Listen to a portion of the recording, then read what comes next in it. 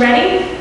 We need to invest in our workforce, but we already are investing in our workforce, okay? So next thing, investing in community infrastructure. We need to invest in quality of life. It's funny, I've talked to a lot of Georgia State project managers, and they said quality of life is one of the top 5 indicators for site selection. So it's no more about, logistics and how close you are is very important, but they want to know, hey, and when my employees, where can they go eat? Where can they go play? Where can they live? What is the quality of life of the area? Okay? So investing in our Parks and Rec, which is what our Parks Department is doing a great job in. Investing in BRT, bus rapid transit. MARTA is having this bus rapid transit plan that will help to increase accessibility to jobs and resources and restaurants. And in fact, it's funny, Clayton County is has the highest ridership in Metro Atlanta. So Clayton County citizens are using the buses. So I'm encouraged by this bus rapid transit plan, because then we will make sure to continue to connect into the vital places. All right, so connecting in public infrastructure, that's the Riverdale Town Center, our libraries, our wetlands, which is so important with climate change. And you guys saw what happened, I'm sure you heard about what happened in New York with the Canada wildfires and how the air quality has gone. So we're in the midst of climate change and the issues. So having an amazing water system is a great community infrastructure. And of course, we have awesome, southern regions. So continue to investing in that community infrastructure that increases quality of life. Okay, and lastly but not least, housing, because that's a huge issue. Okay? Next, of course, business and industry. We have Toto here, we have great businesses like Delta, LTI, Kroger, Clorox, but we also want to invest in our small businesses too, with the Mad Max. This is actually a location in Forest Park, delicious sandwiches. That burger spot, which actually started in Clayton County, they expanded and have multiple locations throughout Clayton County. And then even Serenity Wellness Bar, it's just not restaurants. That's actually on Jonesboro Road. They provide health and wellness services. So investing not only in our large businesses, not only on attracting them here, but also our small businesses in growing and expanding their business. So we have investing in our workforce, investing in community infrastructure, our quality of life, and investing in the business industry. And all 3 of these components create the Invest Clayton strategy that I've been thinking about so much. Now this is important because the Invest in Clayton strategy can serve, and it serves as a foundation for creating communities. And specifically, this is an example of a 15-minute community, which is really popular internationally, Paris and Europe. And it's the idea of creating a community where you can, it only takes you 15 minutes to go to work, 15 minutes to participate in a local food system, 15 minutes to go exercise, to leisure, to engage in entertainment. So Invest in Clayton strategy supports this. But not only does it support that, it supports this live, work, and play concept. And these are actually a couple of examples. This is Glenwood Park in Atlanta, Georgia. Beautiful, beautiful, beautiful development. When I went there, I was like, am I still in Georgia? Because it really looks like something up north. It's very sustainable, walkable. Just a shout out to them. Okay? So this Invest in Clayton strategy supports live, work, play development. All right, you're saying, okay, Sydney, nice, this is great. How does this apply to us, okay? Well, development is important, but the way to get this is through incremental development, and that's small scale development. And the thing is, this is gonna take some time, okay?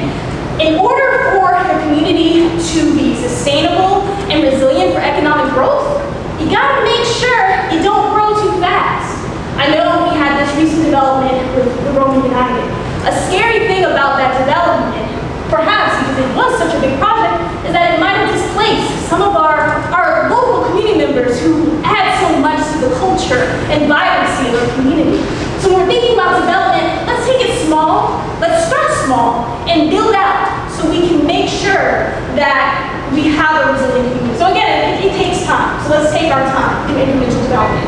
Now, quickly, I want to share a case study to show you incremental development in action. The Beacon. I love this place, I go to this place all the time. that transformed 6 former industrial buildings into 9 acres of a live and work and play district. And they started where they were. Oh, and this is, and I'll bring next time. This is an example of infill development. I always want to put in those little tidbits I've learned from my economic development class. And essentially it's just building in, building up, redeveloping areas, and just starting anew, but starting with what you have. So this is the rendering for Beacon. And this is what it is now. There are markets, there are restaurants, there are activities, all kinds of great things. And they started with this, but in fact, this is kind of outdated because they have housing included into it. So it's just a really, really great development. Like I said, I go to it all the time. But also a good point about Beacon is that it's connected to those community infrastructures. So right behind the Beacon is the Beltline that actually leads to Glenwood Park. And there is a MARTA bus that is near this area, so people can access it. Okay, so again, incremental development in action, starting where you are and building out. Okay, so again, you're like, oh, Sydney, all right, this is nice. Other places are doing it. What about Clayton? What about us? Like you were saying before, Dr. Grady, what about us? Well, let's talk about development possibilities. Let's talk about what incremental development can look like Clayton County style. Now, I want to just say, this is simply an idea. I'm not proposing this or anything this to you. This is simply just an idea of what could be, not a proposal, just an idea. We're doing a thought experiment, okay? So, now I want to introduce you all to the idea of food hall. There might be some of y'all who actually know what it is, but for those who don't, let me tell you about it. And you may be asking, all right, Sydney, food hall, sounds like food court, what's the difference? Thank you for asking that question. So food court, food court they're in malls, okay? So food court, the primary focus of food court is sustenance. I'm shopping, I'm having fun, but let me eat Chick-fil-A or Chinese food to fill up. And that's about it. You're just focusing on sustenance. But a food hall, so the food in this equation, is an amenity. Rather, a food hall, the food is an experience, it is a destination, as well as amenity. And I know because I've been going to food halls all the time. So here, this is an example of Chattahoochee Food Works. There's live music there are different artists and local vendors, there's different types of foods. So I say I want to go with my friends and we hang out, we all don't want to eat the same thing, we can go to this food hall. There's just a lot of activity that's happening at this food hall, this engaged economic activity, which is important when we're thinking about sales taxes. We want people to spend their money. How do we make sure they spend their money? This is exactly what it is. And the food hall touches on another economic development concept called third place. So your first place is your home, your second place is your house. Your first place is your home, your second place is your work, and then the third place is a place that you commute. This is the antithesis, or it is a quintessential example of a third place where people can hang out, eat, listen to music, have co-working spaces. That's what it is. So let me just show you a couple examples. This is Chattahoochee. Oh, and sorry, one thing I want to mention too. This is not just a trend that's happening in Atlanta, Georgia. This is nationwide. In fact, it started around 2017 where it started getting really popular. Then of course 2020 happened and engagement died down because of COVID. But it ramped up, especially for our Gen Z folks who are honestly very lonely and are kind of disconnected with their social media and want to engage and connect. So this is not going away. And again, like I said, I know because I always love to go to food hall. So Chattahoochee Food Works is here. This is the example of the inside. This is another place across the market, which is near the Beltline. This is the inside of it. And then you have, of course, Ponce City Market, which is an expanded version of a food hall with the retail, with housing, with co-working space, etc. But the food hall component is very much in there, okay? So, I've introduced you to the idea of the food hall. Now let me tell you something interesting. There are a total of 11 food halls in Georgia. And again, I would know because I've been to all of them, because I really enjoy it. But the thing is, look at this. All of these food halls are up north. No food halls on the south side. So I have to drive up to Atlanta if I want to participate in the and not Fulton, Henry, Fayette, and those other southern communities have to do the same. So, in things that are missing, there are opportunities. No food halls on the south side. All right, so again, this is our case study. We're going to, not case study, but an idea, a think tank, what we're thinking about. So let's say we decided we want to do a food hall. Well, we already own some parcels of land right across the street. So this is our office right here, and it's literally across the street. And the cool thing about this area is that there's Clayton State, that's a little over there. You have the Gilman Logistics Center.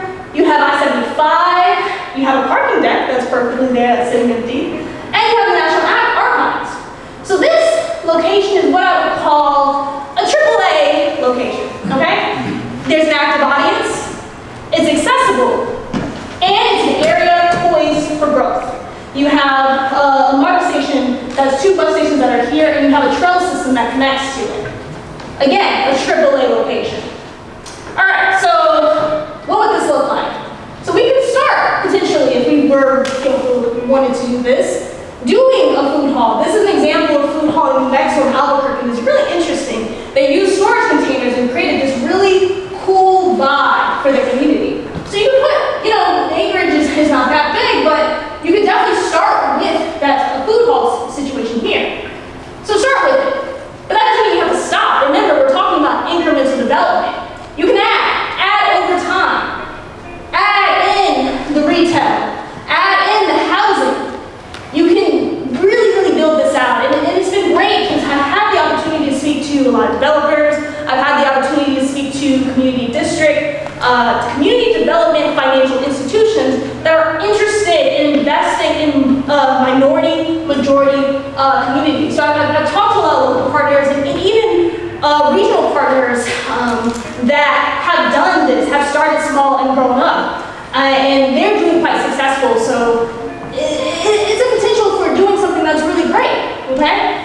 And I know I've been talking a lot, so I won't bore you with the 8-stage development process, but here's just an overview of the development process if we were to go forward with a development like this. So, of course, we'd have to have pre-development, market, financial, political feasibility, a site and engineering analysis, financing, contract negotiations, and public approvals, construction, marketing, building, and occupancy management. Like I said, I've been talking a lot. I'm not going to bore you with the details of this, but through this process, we could start with something simple.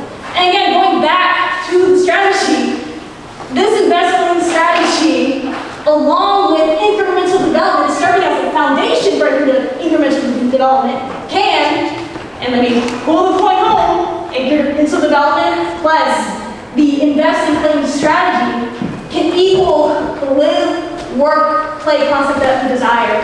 Now, I'm not asking you to vote on a proposal. I'm not asking you to do any of that. What I'm asking you is to invest in the invest claim strategy, to invest in the incremental development concept as we consider a path forward to create development in our community.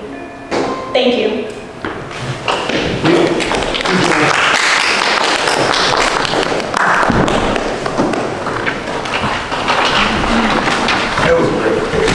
Question? Yes, question. The land that the development authority owns is across the street from the office. You would be able to do something like that there? Georgia Power right away, Georgia Power line, city of borrow on half of it. Opportunity for spiritual growth. And I got You may have to move it back a little bit, but it's got some land back some under the trees. But where that's shown there, you got that's part of that big right away over there. And again, I just want to make this clear, this is just an idea. Yeah. The research and that those logistics haven't come before. This is just an idea. It's a great idea. I have a few questions with the event. Yes. If we can make sure that we have banks. The conference? Yes. Yes. To talk about credit. Yes. Typically in our community, that's one of the struggles that we have in small business and our culture is not understanding the value of personal credit as well as business credit when it comes to small business. So that is key. PNC Bank has a minority development division with millions of dollars for that designated just for that. So maybe having them to come and either be a sponsor, or when you're looking at keynote speakers, I would probably recommend that you guys hit those types of, entities to provide speaking, but also provide product. If that makes sense. No, definitely. And it will draw a lot of small businesses, throughout.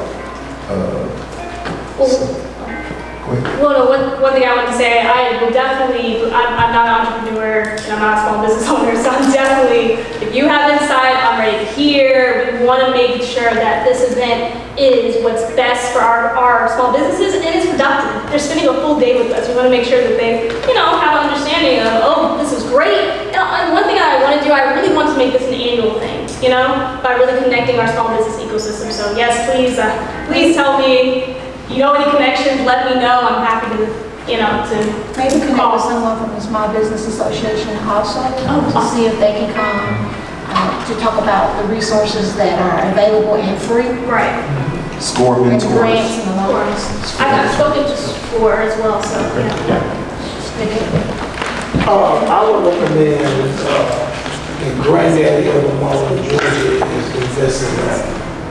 And go there and see what some of their best practices are and copy and paste. Invest in that is it. Because they mastered the art They of mastered. helping small businesses, from concept to reality.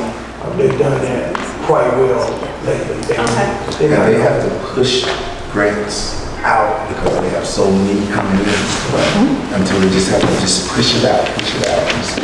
I met an individual years ago at one of our properties, and she was trying to acquire some land from us because she needed to build 8 houses, and she had only a certain amount of time, and she had $7 million. I'm like, are you an architect? Are you a builder? She's like, no, but I applied, and I got a builder, I got an architect, I got all these people, and I hired them, and I was like, did you know anybody invest in that? And she was like, no. But we want to actually get to that place. I think we can.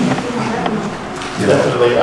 Plus the invest in land and start with city council and then applying for grants and voting the money to invest in land and do all that stuff. So. And with us, So our BOC and make sure we can build that relationship and work as that team. But then the land, they start with one-stop shop. All those who've been around here a long time, long enough. So they got about 20, 30 years on us doing it the right way. a lot to learn. Oh, absolutely. So first, thank you. There are 2 separate bodies of really good work here. So let me ask first on the small business conference proposal. What assistance are you asking the board for, if any? At this time, currently not asking any assistance. I will, however, want to come back, present the logistics with the budget, and how much I would need. I know in Funding. But yes, funding. Well, yes, funding. Yes, precisely funding. I know the past board there was an allocation of I believe $25,000, but I know we need to talk about this with the current board. But please give me a time to get the budget together, and I definitely will come back with and ask for funding. No, Yes. a good outline and a good heads up on a future ask on that. Yes. So thanks. The second part, what, if anything, are you requesting the board to do either now or potential? Oh, with just the investment idea? Yes. Really, honestly, it was to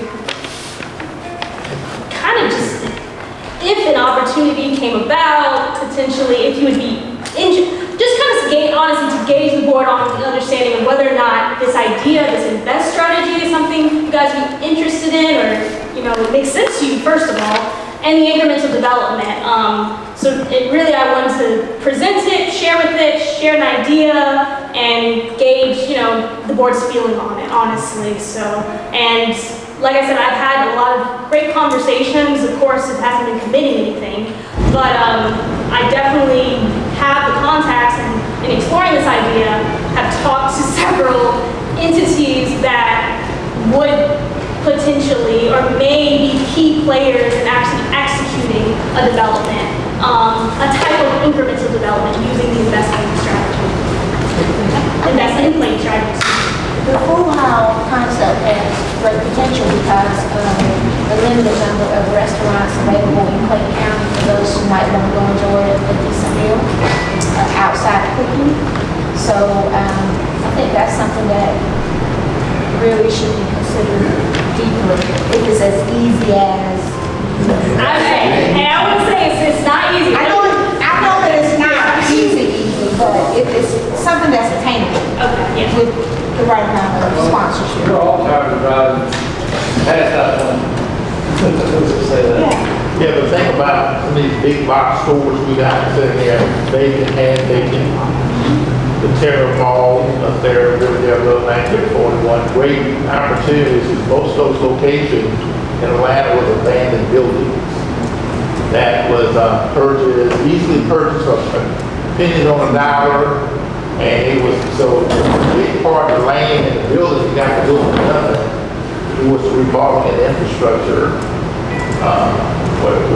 so we do have some of those facilities around Clayton County that we can take advantage of. And again, I want to make sure we consider too, whatever location, really, what is the current community infrastructure as well? Because I think that was really great about that potential location is that there's a MARTA station there, so if you're taking a bus, there's a trail system, and you know that I believe the DRT is going down there as well, I'm not sure, but. It's the second phase. Oh, okay. It first goes, cuts out a mile and a half down the road. Right. That's all. So in, That's the second phase. second phase, okay. So in choosing a location, really seeing the overlap of that community infrastructure, either whether it's future land use, you know, future transportation plans, trail system, whatever it is, to make sure that this development is primed, you know, it is poised for growth, accessible, poised for growth, or, poised for growth, I forgot by 3 A's, and has an active audience. So I think those key points are important when considering a location. So, any other additional questions? Thank you. Thank you. Yes. All right, next on the agenda, we got a request for some funding. If you look behind the tab number 10, the ARC is asking us to participate in the State of Their Region 2023 event. And I just want to bring it to the board, try to get a good gauge of your interest in us being a sponsor. They already gave my blood, sweat, and tears by sitting on some of the committees down there working for the citizens of Clayton County. But they want us to be a sponsor of their annual event. And if you look at the second page, over there yet, tab 10, they do have some investment levels up there, and I'd just like to get a good gauge of the interest of this board and us participating and being seen at that event.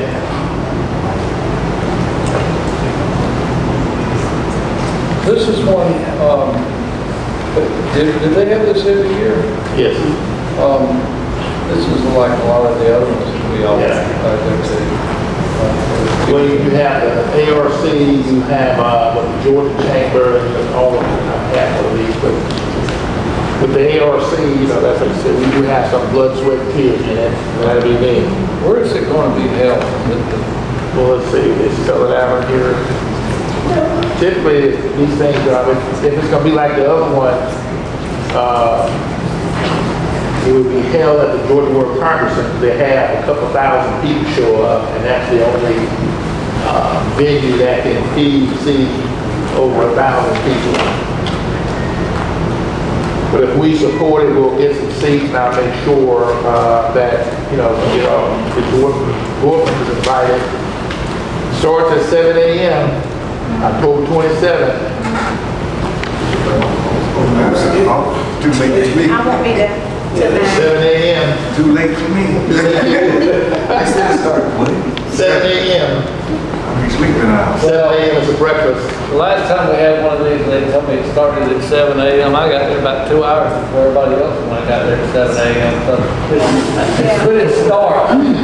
This is my first one. I didn't know any better, right? But You have, it's like the age and issue breakfast they have down there, that they all vary, so. How much is this breakfast? What do you recommend? I recommend we go on the lower end down there, either connecting or lower, connecting, supporting, one of those two. I would support the connection. They are sitting on Clayton County so much money. They should pay for us. Right, so they take all the money for a workforce. They take all of it. You don't get a dime. And, they're not doing anything. We're doing it for free. So they should really pay us to come to this one.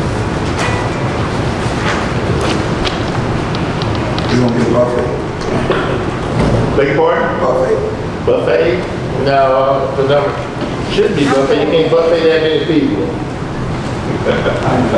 Oh, you're just saying it's gonna start at 7 a.m. It's not breakfast. It's not. Yeah, breakfast will be included. They typically start at 7 with networking and coffee and tea, then 7:30 you go in. About how many people?